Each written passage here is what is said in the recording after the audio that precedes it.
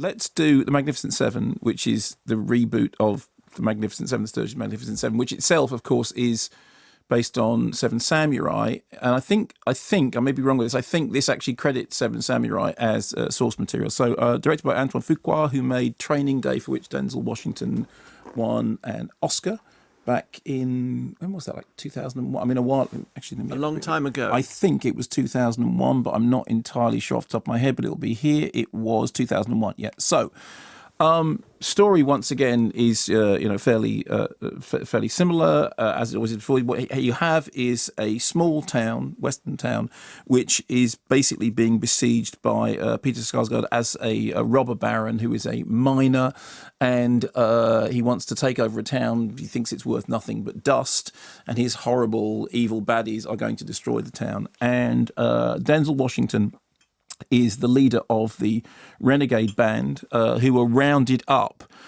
in order to go in and protect the town by Haley Bennett. So we get Ethan Hawke, Vincent D'Onofrio, Lee Byung-Hun, Martin Sensmeyer, a new group whose sort of key thing is they're a very diverse group this time round, and yet the film itself is dealing with very, very familiar material. Here's a clip which pretty much explains the plot. My name is Sam Chisholm. I'm a duly sworn warrant officer in Wichita, Kansas. Also a licensed peace officer in the Indian Territories, Arkansas, and 7 other states. Now, what happened here was just an opening skirmish. The real battle is yet to come. The idea is that when it comes, it'll be on our terms. On our terms? Yeah, there's no way in hell. So come back with 200 men and slaughter us all. If you want to leave, leave. Just don't take anything you didn't bring with you. You want to keep your town, you're going to have to fight for it. Now, we're here to help you, but you got to help us. We're going to need somebody out here to help us fight. Good Lord. Are you suggesting we wait here to face retaliation? Hell yeah, he is. What? Let them come. We'll be ready for them. I beg pardon, sir. The spirit here is willing, but we're not killers. Most aren't, because they're looking down the barrel of a gun. So there we are. That's basically the setup. The town, which is up until this point has been quaking in fear, is going to have to pull together. Meanwhile, this renegade band, this very diverse renegade band in this particular case, which makes it sort of very contemporary, is going to lead the battle against Peter Sarsgaard and his evildoers. So there are interesting things about this. On the plus side, the fact that what they've done is, shaken up the cast and made it much more diverse, has made it something which has got a much more contemporary edge than perhaps it could have had. The weird thing is you have to counterbalance that with all the things it does that are also very, very old school.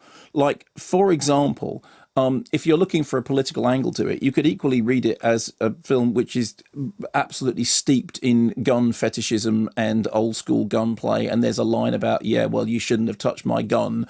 And, so you can start taking apart the politics of this in any number of ways that you want.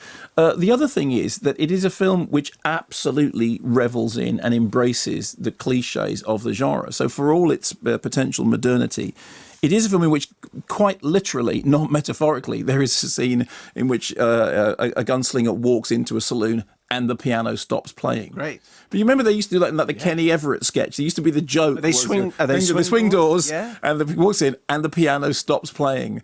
And, the women who are halfway up the stairs because it's that kind. Because they're always going up. They're always going up the stairs, sort of stop and look a bit alarmed. So it's very, very, it sort of embraces its cliches right from the beginning, from the titles, which are done in sort of, old school stamped lettering fashion. It's also a film in which the modern element can somehow be sort of summed up that when it comes to the confrontation, there's more carnage than before. There is something about the sort of the size and the scope of the battles, which are actually very well orchestrated and play out, in very well orchestrated fashion. But it does feel like what makes this more modern is that they are bigger, they are louder, they are shootier, smashier, punchier. And all the time, you're sort of torn between thinking, is the thrust of it that it's nudging and winking and saying, I know these are conventions, or is it just that it's just replaying many of those conventions? So in the end, it's it's not what it could have been in both ways. It's not fantastic. It's not terrible. It's very, very old school in some ways, despite the fact that it has a kind of, potentially modern political twist to it in other ways.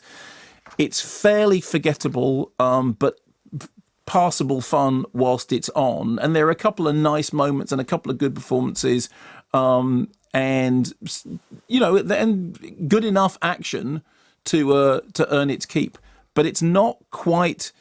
It's not quite great. magnificent. It's not magnificent. There are 7 of them. It's the moderate 7.